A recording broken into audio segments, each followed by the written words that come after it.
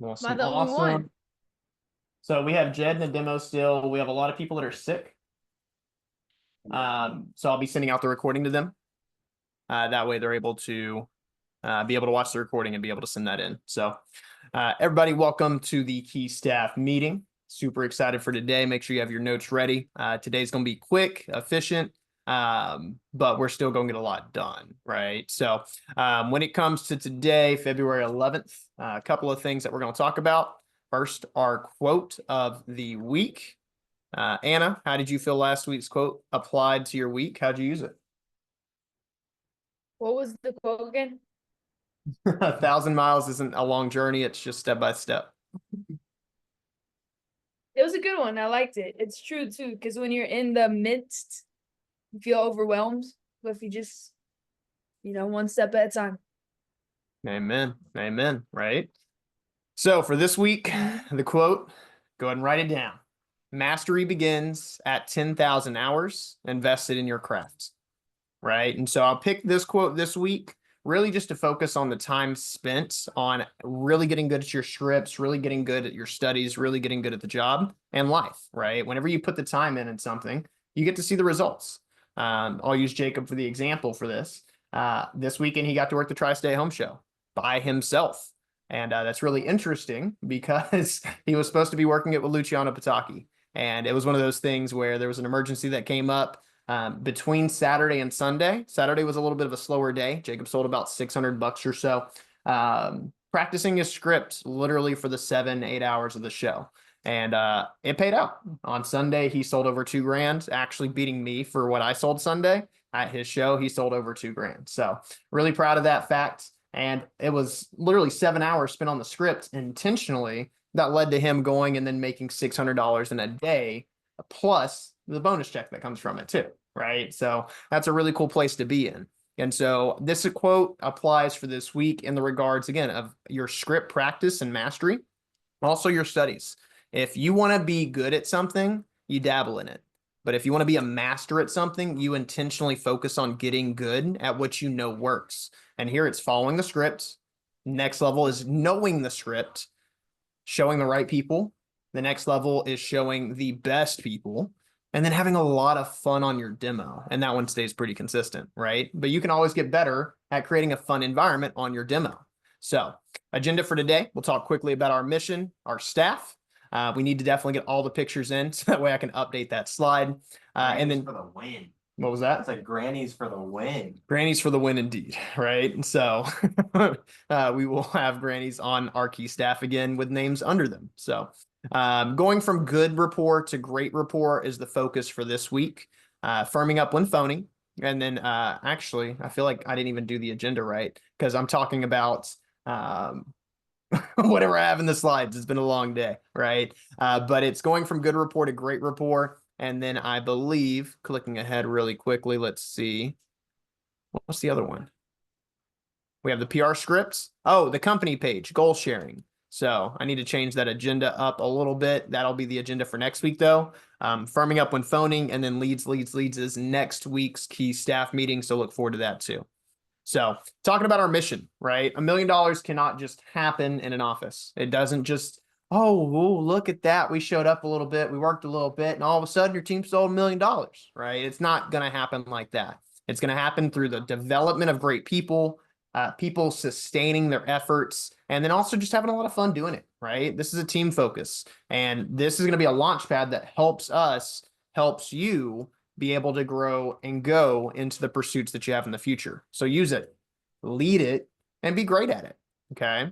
When it comes to our key staff, we did have a new member added on this week. He still has a fever over 101 degrees, so be praying for Mr. Ben Lorden. But we have Anna Morris at 10,159 CPO. If you were on the board this week, I haven't updated numbers from last week's slides. So if your numbers are up just a little bit, for instance, I know Jacob's is, Jed's is, those will be updated next week as well.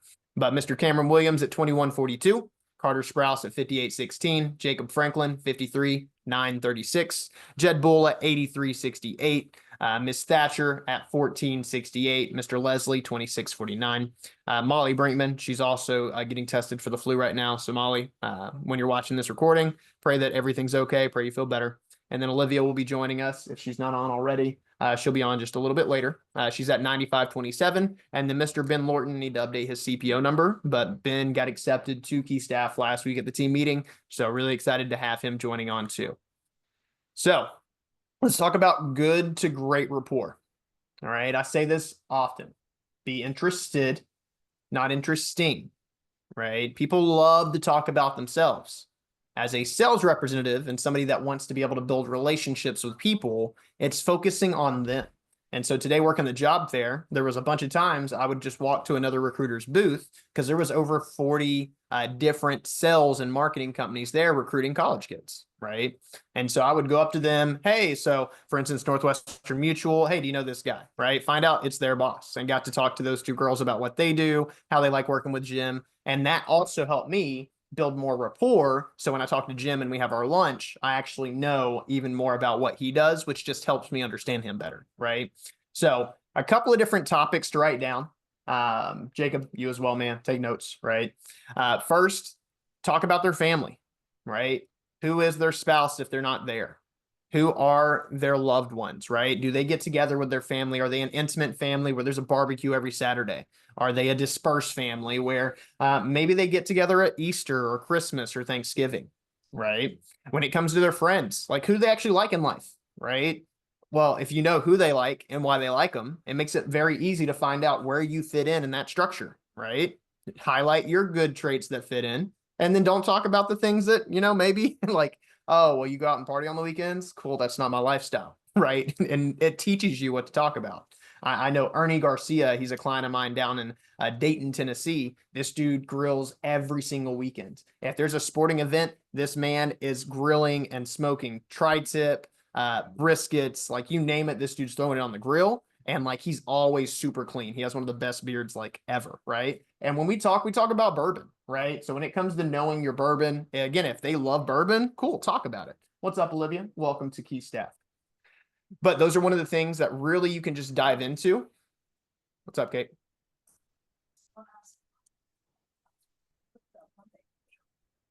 Great question. Tell them that they need to book 2 appointments, and I do ask that the daughter comes as well. So when it comes to trips and adventures, right? I love picking people's brains about where they went. It tells you how cultured they are. It tells you what their habits are on a yearly basis for if vacation's important to them. If it's not, it tells you if they're very focused on work or if they're very focused on their family. Jed Bull is a great example of this, right? I thought of him one way coming into training because of his accent. And then he filled out his get to know you form. And I'm like, whoa, this is a country kid that has traveled the world, right? He's cultured. He has a lot of background. He's actually able to talk with people and have those conversations. When it comes to hobbies, what do they do, right? Are you actually asking about what your clients do? Oh, I've met Dr. Gray, who is the CEO of UT Medical, this past week at my Rotary Club meeting. Find out that dude runs religiously, right? And he's very passionate about running. He's like, I love running almost as much as I love the science behind running. And I just thought that was really cool, right? And so we have to talk about track and when I ran cross country and things like that. But basing it all on building commonality with him because of how much he loves to run. He literally talked for 5 minutes, just one-on-one with me about running, right? When it comes to schooling, where did they go to school, right? If Anna runs into somebody that goes to UTC or went to UTC, all of a sudden that commonality, that rapport is airtight, right? It's going to be a relationship that instantly they can be able to build on for whatever conversation they could talk about. Hey, when you went to class, did you go to these buildings? Hey, what were your extracurriculars or intramurals that you were involved in? Were you a great student, bad student? What did you like about Chattanooga? So finding out where they went to school, even if you didn't go to the same school, you can build that commonality between, hey, you're a college kid. And if they're not in school or they didn't go to school, well, that tells you how to have that conversation too when you share your goals. Like, hey, here's why school is important to me. I understand it's not for everybody, but here's why I'm doing it. Here's my goals. Here's where I want to go to. Favorite questions that I ask on my demos. What are they most excited for this year? I ask that question to everybody that I can. Okay. And when it comes down to it, when you find that out, sometimes you find it's personal, sometimes you find it's work focus. I find a common theme that's been happening lately is it's been a long day, right? Lately, though, I've been hearing a lot of people talk about growth and wanting to really grow themselves, grow their skill sets. And that's really inspiring. Like, I love when I connect with people and it's like, hey, my focus is to actually just grow myself this year. What was their favorite experience from this past year, right? And it's really cool. If you're focused on being interesting, I could sit here and talk about going to Nicki Minaj in New York and being within like 20 feet of her. I could talk about going and traveling all through Utah, right? But are they going to care about what I did, especially if it's better than their experience they had last year? Probably not, right? Jacob's over here doing a little bobblehead like you shouldn't even practice. Right? And so that's something that's really important to understand about your people, because if you know the level of their experiences that they take, you also kind of understand the person that you're talking to, and it makes it easier to connect with them. And then my favorite question to ask that shifts every customer from somebody you're trying to sell to and do a presentation for into a mentor or a teacher is, if your kids would listen to your advice, if they actually listen to it, what would be your best tip for just life success? I love asking that question, because when people come into a demo thinking one thing and then all of a sudden you turn them into a mentor and teacher, now you're that niche, you're that nephew that like they've always wanted, that listens to them, that has a fun time, that's really cool because they're actually goal driven. You become that person. And so that really helps you build your rapport from just good general, hey, what do you like to do? What trips have you taken? And really allows you to dive deeper and be able to build those connections with your people. So Anna, Olivia, Jacob, since you're here, what are some of those things that you've done and you've seen success on? What are some of your biggest takeaways in regards to going from good to great rapport? Rephrase the question to where I understand it. Yeah. So, I mean, what have you done that I've talked about in this example that's worked for you? Talk about their kids. Talking about their kids. What do you mean? So, like, if they have more than one kid, I always make the joke of, all right, which one's your favorite? I love that, right? Because I know my mom has a favorite, but she'll never admit it. Right. So it's fun to see if they'll actually admit one, or if they're like, oh, I love them all the same. And then it creates a little bit of humor rapport. Every time, right? Hey, which one's your favorite? Right? I will tell them, I promise. Right? That's awesome. Anna, either what is something that you've done on here, or what are some of your biggest takeaways from this? I'd say my biggest takeaway is at the beginning, you get some information about people, and then when it gets awkward or something gets brought up, you can bring it back in, and then they're like, oh, they remember that. They get all happy again. Yeah, right. Oh, you actually cared about what I talked about earlier? Oh my God, right? Bonus tip, building on what Anna said. Sometimes in your demo, have you ever been to the point where like you kind of just like, your customer's listening, but they're not there? Right. So I will literally stop the demo. Hey, look, like at the end of the day, like this part's cool and all, but we don't actually have to like finish it. That said, I do want to, but for now, let's just talk. Like, cool. Tell me about that trip to Utah you took. Right. And all of a sudden they get excited again. They're talking about the adventure, the memory of it. Awesome. Awesome. Cool. Thank you so much. Right. And then you can bring it back into the demo and just pick up where you're at. And so it's like it's a breath of fresh air in your demo when you felt like you were losing them, but now you brought them back in and you brought the excitement back. Olivia, same question. What have you done here that's worked for you? Or what's your biggest takeaway? I do not think I was on here long enough to hear everything. You heard a lot of them. I mean, yeah, you heard this whole section. Did I? The whole thing? I mean, After the first two bullet points. yeah, after family and friends. Mm. Well, I mean, the most common thing I've seen is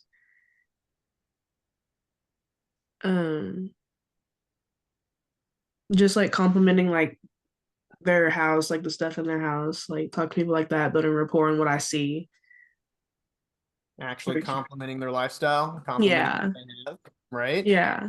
Who in here thinks that people have houses that they're like, oh my God, I hate everything in my house? There's the occasional person, My mom says it. right? When she didn't have her dream house. And that's one of those things where it's like, oh, no, yeah, no, actually, we spent like a whole summer building our back deck. Thank you for noticing it, right? Like, those are the little things that if you bring them out in your people, they appreciate it because you're paying attention to detail. So, Building good to great rapport isn't hard, but it is very intentional. And you have to care about your people. People don't care how much you know until they know how much you care. Okay. So last week, I talked a little bit about building rapport, right? Again, be interested, not interesting. What sticks out about your clients? What commonalities are there, right? What do you know from the person that referred them to be able to talk about with this person? These are all great questions that you can also ask to be able to build that. People, places, passions, work, lessons, experiences. And then when you transition, are you starting the demo because, okay, they're like, hey, by the way, what did you even come over here to talk about? Or are you just starting it because you feel awkward and you don't really know what to talk about because you weren't actually interested in your clients? And then rapport in the demo, right? Why would they use certain pieces? Oh, Mrs. Jones, you told me that you bake bread every single Sunday. Oh my gosh, you're going to love this bread knife. It's going to be amazing for you. I remember a client I had this weekend at the show that literally, like, she looked at the payment option and she thought that the payments of 125 was the discounted price for the show, and her and her friend were going in on it. And so we had to re-clarify as we were closing the order because one of the friends understood it, the other one didn't. And I was like, hey, look, I get it. It's probably more than you planned on spending today. That said, like, you can trust that this bread knife is going to be your favorite knife for years to come. You're sitting over here making 2-pound loaves of bread. Like, this is going to be the workhorse in your kitchen if you're making bread as much as you say you are. You really making bread like that? She's like, yeah, no, my family, like, honestly, I make a 2-pound loaf. It's gone in 3 days. Like, all right, then make sure your family knows this knife is really sharp, but like, you're going to love this knife. Okay. So using what you know about your customers already to really just tie them into the pieces is a huge bullet point that's going to help you on your demo, on your shows, things like that. Okay. So the next part I wanted to talk about is the company page and goal sharing. I feel like this is the biggest part of your demo that either helps a demo take off or kills it before it starts. All right. Who's had a demo where you could tell from the beginning the vibe just wasn't there? Yeah. Right. And so I feel like part of it is not engaging the rapport the right way. But that's why I wanted to talk about this section too, because if you do this part right, like, you are going to have them interested just because you're excited. So 3 real tips for when it comes to doing the company page and goal sharing your Cutco. First is just the excitement about Cutco, right? The company page is your moment to really build the brand. You are the face of Cutco. Like, your customers don't know, if they've never heard of Cutco, anything else about Cutco other than the fact that you're showing it, right? So your excitement is going to create that customer expectation of what's to come. If you're really excited about your company, the reaction's like, yo, like, I don't know why this kid's excited about knives, but like, yo, obviously their company does some big things for them. So showing a lot of excitement at the beginning of your demo when it comes to the company and what you're accomplishing is super important to really build that connection and buy-in from your customer. It's one thing to be connected, but if you've ever gotten to the end of a demo and it felt like it was just too easy for them to say no because you became more friends than actually being like the buying consultant on the demo, that's usually why. They're like, hey, you're awesome, but like, I don't really need this, right? Who's had a demo where they didn't plan on buying, but all of a sudden at the end of the demo, they're like, hey, like, oh, you know, I didn't plan on buying, but like, this is pretty legit. Like, you're cool. Yeah, no, I'll support you. I want to get those 2 knives. Right? And so that comes from doing a good, exciting Cutco demo pitch at the beginning. Knowing your goals is point number 2, right? What are your goals? Do you know them, right? Do you actually rehearse them to yourself every single day, right? I know that this year we're doing how much is an office in sales? 1 million is the goal, right? But 750,000 is the like hell or high water. We're going to hit that. Okay. We will do $1 million as a district team, no matter what. That is the bare minimum, with Jacob opening an office and then Olivia becoming a branch manager as well, right? So that's really exciting. So when it comes to your key goals, typically they revolve around money or building your resume or the experience, or maybe being a part of a team and actually being able to work with a team. Some people are just really excited for the management role of it. And then some are excited for like actually becoming their own manager, opening a branch office, or even down the road, as Jacob's doing this year, opening a district office, right? But it's not just one thing that's effective to be able to share your goals and say, hey, Mr. and Mrs. Jones, I'm working hard because I want to make money. One kid said that. Everyone said that in training this week, and I was like, okay, guys, you can't just say that to a customer. Right, because they're like, hey, I need to make money too, right? I know Kate's dream is to get paid $1 million, right? She wants a gift of $1 million, right? That said, taxes on that is going to be around 400K. That's funny, right? So a couple of tips that I have for you, and I talk about this in training, but I've gotten a little bit better at defining it. Understand, what is your base goal? Like, what is that base goal? Is it money? Is it resume building? Is it the experience? From there, what will accomplishing that do for you now? And then what will those accomplishments do for your future? And so it's one thing to think about, oh, I want to make money, but it's the next level to think about, hey, well, I want to make money because I want to be able to make enough that my parents don't have to pay for school. I'm able to pay for school myself, even though they're willing to help me with it. Or even though I have scholarships for it, I want to make sure that I don't have debt when I graduate college. And my goal ultimately is one day to run my own business. And I know that running a business can be hard. I know startup funds are going to be super important. And I want to be able to start a business that allows me to impact the lives of other people. And so by you doing this demo with me today, not only do I get paid just to show Cutco regardless, like I'm going to make $30 for this appointment. That said, my long-term goal is that I help enough people get Cutco. So that way it not only helps bless their life with great knives in the kitchen, it also helps me towards my goals of ultimately being able to impact other people as well. Now, how much better is that than just saying, hey, I want to make money?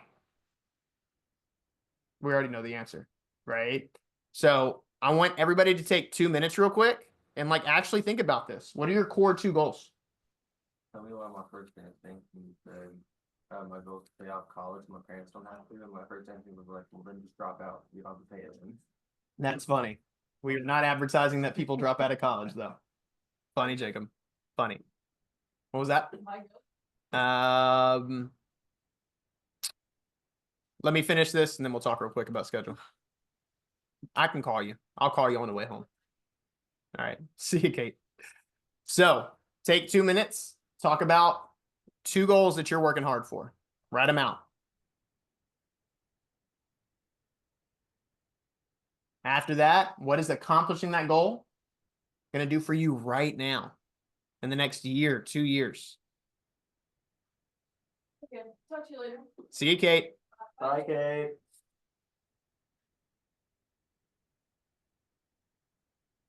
And then once you have that general idea down, what will those accomplishments do for helping you build your future? While you're working on that, one thing I share with all my customers is I have 3 rules. First off, number 1, I work hard on a newsletter every single month.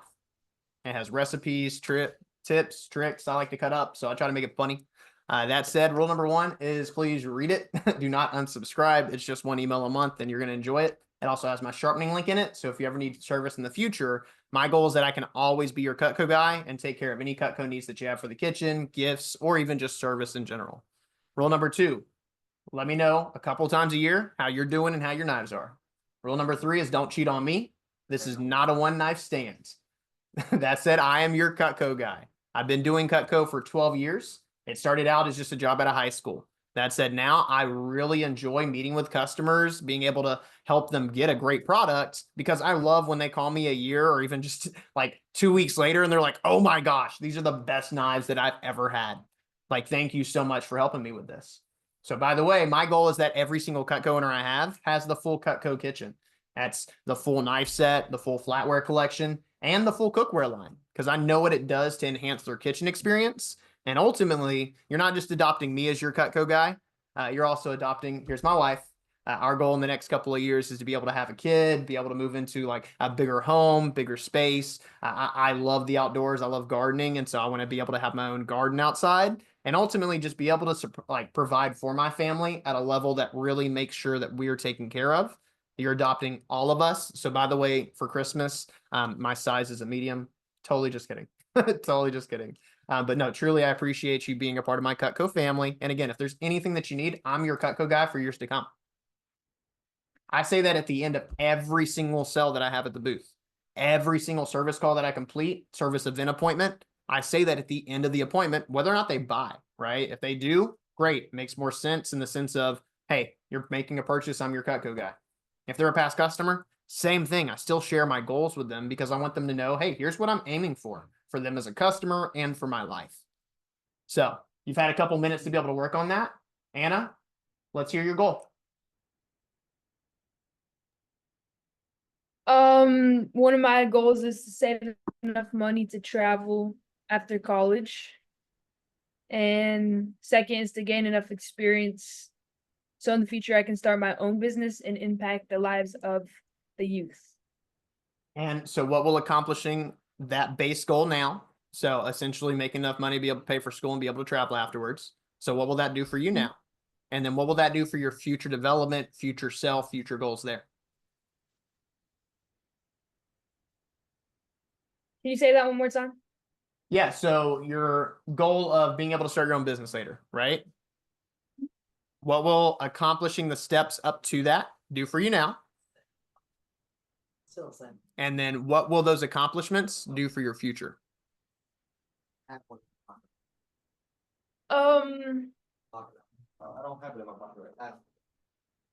It'll give me experience for the future. And what will that do for your future?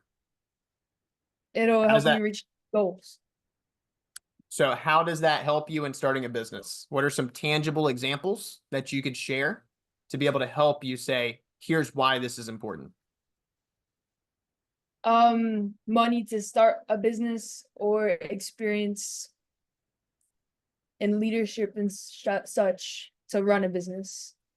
Right. Management. So to be able to coach you through that, may I? Yeah. So I want to build the leadership skills around managing a sales team and managing myself. So that way in the future, when I'm running my own business, it's not guesswork. I'm not finding out about how to run a business then. I'll have learned the skills through my hard work here with Cutco and school so that I'm able to impact the lives of others based on my own experience later on. How's that sound? That's good. I like it. Cool. Olivia, what's one of your goals? Hold on, I wrote it down. It is being financially stable in college so that I don't have to rely on my parents. Okay. And so accomplishing that now is going to make it to where you don't have to rely on your parents. What's that going to do for your future? It's going to improve my financial habits and stuff like that. Okay. Define that out for me. Like you were goal sharing it with a customer. I'll be able to become more disciplined with spending, budgeting, and investing and stuff like that with my money. Right. And so to give you the finish of what I'm looking for there is so that when I do start a family one day, so that if I do start a business one day, I know we're financially stable. I know that the people that are joining my team or the people that I work with or my family isn't worried about if we have to live paycheck to paycheck. I want to make sure that my financial habits are secure so that way I can be that adult 2.0 version of myself by the time I'm 22. Right? So your first two parts were good. Third part was half. And then you finish it with that. And now it's like, okay, cool. I'm going to buy into this person. Does that make sense? Yeah. Dope. All right, cool. So questions about the company page, goal sharing, any of this page that we're talking about right now?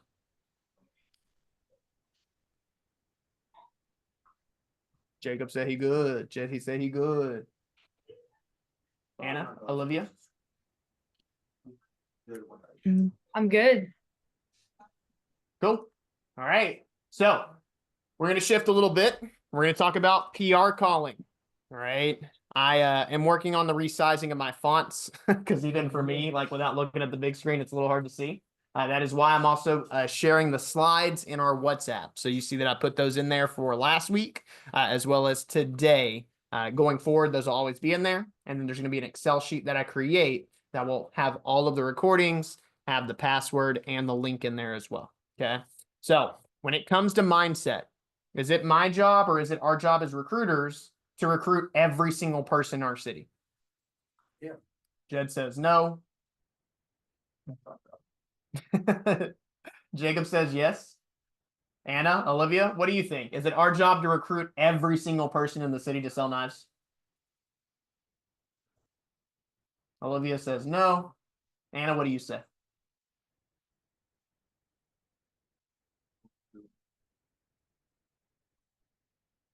No. No. All right. So the answer is no. Okay. If they're 18 and 24, I want them in my office. That's it. See, and that is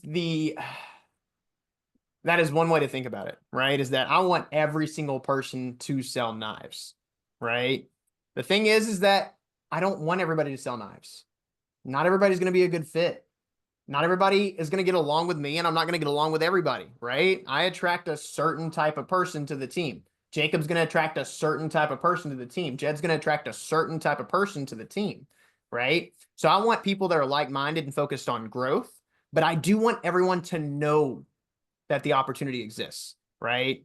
It's not my goal to have everyone sell knives, but by having that big presence, we can get the right people on the bus. And by having a lot of right people on the bus is ultimately how we're going to accomplish our goals. All right. So when we call through a list, we call through to complete the list. Try to get a hold of 90% of the list. Some will answer, some won't. Who's next is the mentality, right? I'm just trying to get through the list, find the right people to get on the bus, build a rapport with those people, and then get them scheduled for an interview, right? When it comes to like the standards of it, we want to be booking 2 to 3 people per hour. That is, as a manager, you're doing your job, right? As a recruiting assistant, it's 1.5 to 2 book per hour until they get really good at the job and step into that managerial focus. Maybe not the role, but the focus of being really good, like we talked about at the beginning. Mastery begins with $10,000 invested into what you want to master, okay? And then 20 to 30 calls per hour. And if you really focus on hitting the metric of calls, some hours you're not going to have anybody pick up, right? We've all had a phone jam like that before. And then some, you're going to be like, yeah, okay, cool. I just booked 5 in an hour. And when you're running as a branch or a district manager, the goal is that you're booking 3 to 5 to, if you're hitting it right, and like you're doing a good top 25 list, you have a good alley-oop program, you're sitting down with the rep in the office. Hey, Jed just texted me back. Like, let's go ahead and call Jed. Well, you could hit up to 7 per hour. That's about an average of an 8-minute per phone call. Okay. So like that would be maximum efficiency. That said, nobody's perfect. Okay. When it comes to the scripts, everybody, how do we read it? Yeah, right. Word for word, step by step. Don't skip steps, right? A big lesson is that less is more. So it's important to sound confident, and that comes from the practice. That comes from getting the results too. And when you follow the scripts, oftentimes, like when I'm on the phone, I still keep a script in front of me just because it helps me stay on point, right? If somebody throws me for a random curveball in left field, like, hey, I'm actually like 22 looking for a full-time job to be employed in. Cool. Why is that? Right? What are you looking for? Tell me about it. I might go into a 5-minute rapport session. I'm like, okay, cool. What would you be looking for into a job? But if I didn't have my script in front of me, I'd forget where I got to. Right? And so it's nice having that reminder in front of me. It's 3 pages. It is a 7-minute phone call to schedule somebody. If you talk a little bit more with rapport, maybe 10 minutes. Okay. But it's not supposed to be a long phone call. The purpose of the phone call is to what? To book them for an interview. Right? So whether you're a recruiting manager in my office or running your own, the objective of every phone call we have is not to tell them about the job. It's to be able to book them for the interview, keep them curious so that they show to the interview. You are the professional you when you call. Jacob, for our staff meeting yesterday, gave his phone approach and talked about the difference between when he's calling a customer and, hey, Mrs. Jones, how you doing today? Versus, hey, is this Jed? Hey, Jed, my name's Brandon Phillips. I work with your friend Jacob Franklin. How are you doing today? Right? You are the professional managerial you. For those that got to go to the VMAs, you got to see my loosey-goosey, like more fun, having a good time Brandon, right? It was a good time. I'm old. I know it, okay? So that said, when it comes down to it, when I'm in the office, I don't portray that side of myself in front of representatives, right? Going to events, going to conferences, you get to see more of who I am. The ultimate side of me is in the booth. Like you actually see, all right, the wild, go sell hard Brandon, okay? And if you hear some wild statements, fun, you should shadow. Yeah, definitely shadow me. I say some stuff that's off the wall and I'll be like, I'm never saying that again, right? But my biggest mentality when it comes to the script is that I've never ruined somebody's day with a 30-second phone call, just asking them if they were looking for work, right? And when you understand that, especially when you're calling for referrals too, like you haven't actually ruined somebody's day, giving them a 30-second phone call. And I'll like subject you to the idea that if somebody was upset that you called them, it probably wasn't you. They were probably already just having a bad day. You called at the wrong time, right? And that happens. That's life. Who's next? Okay. Now, when it comes to role playing, all the time, guys, like Jacob literally for 7 hours was reading his booth script out loud to himself, right? I did it my first show back at the East Tennessee RV show for 2 hours just to be able to get the script back in my mind, have it top of mind, be able to say the same thing every single time. So I get consistent results I can track. If you say things differently every single phone call, well, oh, this time I said this and it worked. Oh, this time I talked about, oh, well, since you're a student, you can actually apply for an internship with us for this summer and be able to do it next summer. And it's the only time I've ever said it, but it works. So I'm going to say it on every single phone call. No, we stick to the script, right? We talk about scholarships and college credit and internship credit briefly, but where are they going to find out about most of that? And we don't even really hit it there. We just talk about the resume experience. They're actually going to find about that stuff if they're accepted to the team, they're in training, and they ask those questions, right? Short, concise, portrays confidence. All right. So get good at your job. Now, in the region and in our division, we talk about Prita. Prita is a beautiful woman. She's amazing. She gets the job done every single time. And it stands for personal recruiting is the answer. So, huh? That's changed over the year. It used to just be recruiting is the it was answer. just Rita. Yeah, now it's Prita. Prita's a little bit better than Rita, right? Recruiting is the answer. Used to be what it was. Now it's personal recruiting. And so personal recruits through your top 25 lists, people that you know that you encounter that's looking for work. You strike up a conversation with somebody and they're like, man, I hate my job. Are you a recruiter? And you go after them like, hey, well, actually, like, are you looking for something better, something different? And then tell them about the position, right? My friend Alex Booth is a realtor. He's a broker. He runs his own real estate company. He's also a Cutco sales representative because sometimes times slow down, right? And when it comes down to it, he's like, well, shoot, like it's the same work.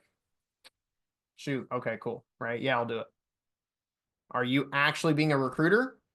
Or do you only talk about it when you're working and you're calling a PR that you've been given a call by me? Right. Social media recruits. This is really simple now because we can just make a like Snapchat post, Instagram post, and we'll be able to get people for social media recruiting. And then campus recruits, we did really good today.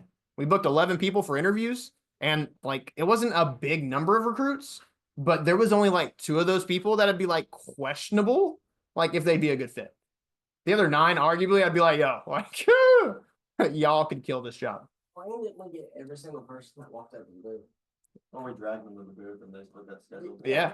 Yeah. Right? We were efficient today, Yeah. boys. It was really cool. So Jed got to come on campus today with us, get him some Cutco bucks also. Don't even know if that was on your mind. Sure. Right? So that's what's really cool about campus is it's really simple. We go put up flyers, we work career fairs, and it's really good experience to be able to do that. So I'm going to be sharing the PR script in the WhatsApp. I need to make a WhatsApp. Actually, no, we have a group chat. So I'm going to put that in our group chat. Some of you already have a copy of it, right? This week, be practicing that on your own because next week, we're actually going to do role play with the PR script in the key staff meeting. Finishing up before our phone jam, opportunities. Again, assistant manager. These are the building blocks of the office. I'm looking to hire on 4 more assistant managers for summer. We have our core staff. We have our recruiting manager for summer. We have actually 2 recruiting managers for summer. That's going to be really dope. We have our brand ambassador manager. We have our sales manager. And then we also have our social media manager that's going to be managing our social media page. New position that I created that when we have the right fit, it just makes sense, right? But assistant managers assist in the office in every regard. They lead in sales excellence. They're the people that our sales reps can go to and say, hey, I had a question about this. I know Brandon talked about it in training, but is that really how you do it? It's so much more powerful when you as assistant manager says, actually, yeah, that's exactly how I do it, right? Here's an extra tip for you. And then they go and do it and they're like, oh my God, Jed, you're a genius. And it's the same thing that you've already learned from me. Happened a lot this week on this last training class. Because a lot of them are like, A little louder, please. oh, It happened along with the training class from this week because it was me and Brandon were busy on Saturday, Sunday. We weren't able to get a lot of their phone calls, so they talked to Jed a lot, and every single person was talking about, yeah, you guys are right. If we follow the manual, we'll make sales. And we're like, yeah, that's why we went through 2 days of training to tell you to follow the dang thing. Right? And it's funny because there was a specific example where Jacob literally said, here's how you get referrals on the app. This kid calls in 10 minutes later, Jed picks up the phone, says the same exact thing, and all of a sudden it clicks. Right. And so I talk about this also. Right. I talk about this with going to conference. Sometimes it's not learning something new. It's just learning something you know to be true. Sometimes you just have to hear somebody else say it the way they say it for the same idea just to click. And that's cool. That's what happens with assistant managers when they're doing the job the right way and they're leading from the front. From there, we have branch managers. Parker and I had a sit down on Monday to discuss 2026 and who we're eyeing for those positions. And let's just say we're looking at a nice stacked staff for 2026. All right. So I'm going to be reaching out one-on-one to some people to be able to just have a quick call about branch management. Have you thought about it? But it's being your own boss for the summer with startup funds from the company. And at the end of it, it is one of the most rewarding experiences that I honestly can say that I've done. I know Jacob's done, and so many other people before us. We ran into Jordan Dillard. She's on my Fast Start wall selling $2,122 today. And what's really cool is she's in graduate college now. That was for her Fast Start, by the way. Did you say 2,000? 10,000. Oh, $10,122. I might have said 2,000. My bad. But that said, she's over 10K for her Fast Start. That was from a year of being just a social media recruiting assistant, and then went and crushed her branch. And that experience alone was the benchmark that set her apart when she was reapplying to UT. I've had plenty of students that have worked for me in a different capacity, not as a sales rep, that go and apply for UT's medical school or any of their upper graduate colleges and not get accepted because they don't have that same experience. Branch sets you apart. District management is for people that want to run a year-round office. This is what I do. I get paid in 23 plus different bonuses, weekly commissions. It's show me something better, I'll go do it. It's a pretty cool position.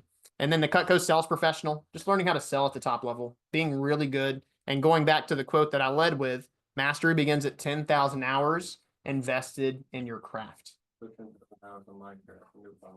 Yeah, he'll be a master at Minecraft for sure. Right. So as we end key staff today, notice that there's still 18 minutes on the clock. There were only 4 people on key staff that were on the newsletter this week, that were on the sales report this week. That is not okay. What are the bare minimum requirements for key staff to begin with? Positive attitude. Positive attitude. $1,000 CPO effort. $1,000 CPO effort weekly. That does not mean that you have to hit $1,000 weekly, but it does mean that you're putting in the effort to do 3 to 5 to 7 demos a week so that you can be in the running to say, yes, I tried to hit that goal. I want to build with this team. Today, quite frankly, I told Jacob point blank, I was like, I don't really want to continue the rest of the day. I'm ready to go home. I'm tired. I haven't had a day off. Like, I've been working hard. But I was like, that's what a week manager would say. I signed up to do something. I have people that are going to show up. I have a recording to make for those that can't make it. Let's run key staff still. Okay. So this week, get your demos in. If you need help with scheduling, reach out before team meeting so we can actually talk about it and I can help you with that. If you're running low on leads, I know that a person's reached out to me about that. Let's have a conversation about it because it's never a lead issue. It's usually a, hey, I've called through most of my people and the ones that have answered are going to answer and the ones that haven't aren't. Jacob, how many times have you called somebody 3, 4, 5 weeks later and then they finally answer the phone? Bob. What? Bob. You have a specific example, right? So that's what's really cool. Sometimes you just caught them at the wrong time. Sometimes they didn't feel like answering their phone. It's really funny because sometimes I pick up my phone for a telemarketer and I'm like, you know what? This happened the other day. I was like, hey, oh, definitely a telemarketer. Yeah, no, I usually get that response, Mr. Phillips. That's okay. Here's the deal. We just had something that we identified we'd be able to assist you with. If you give me 2 minutes, I'll be able to walk you through to make sure you qualify and be able to help you with that need. You should have hired her to be a PR caller. I was literally thinking, I'm like, yo, that's actually like a really good way to handle what I just said. Okay, cool. And so she bought 2 more minutes of my time. And then at the end of it, I truly knew I didn't need what she was selling. But I still gave her the extra 2 minutes to finish her pitch before she tried to pass me off to like a manager or whatever their system was. Right. So put in the time, put in the work, put in the effort to do things the right way. You're on key staff because I want you on my key staff. You've done the initial work to be here. It's not a guaranteed position. It's not a guaranteed right. This is a privilege. If you want to get this time with me, make sure you're earning it and putting in the work. And if you need help, let me know. I'm going to pick up a key staff phone members call before I pick up any reps call. And that's just me being honest. I want to build around this team right here. So put in your work. Mastery begins at 10,000 hours. Invest in your craft. As we finish out the day, I'm Brandon Phillips from the 8-6 Knife Knox. We're going to do $1 million this year. Damn. I love that quote. It's so nice. It's so nice. So y'all have 15 minutes. This is 15 minutes that you did not plan on having. Take the time, make phone calls, make sure your list or your schedule is ready for the team meeting. If you have questions that you need answered, literally send them on the office line right now as a text, and we'll make sure we get those answered before team meeting. Everybody, I'm excited for what's to come. This week, again, we were the number 20 office in the entire nation for new business, number 11 in the entire region. Let's keep building. Let's keep crushing. And yo, let's go make it to where everybody, when we go to SC2 on stage, is saying our team chant.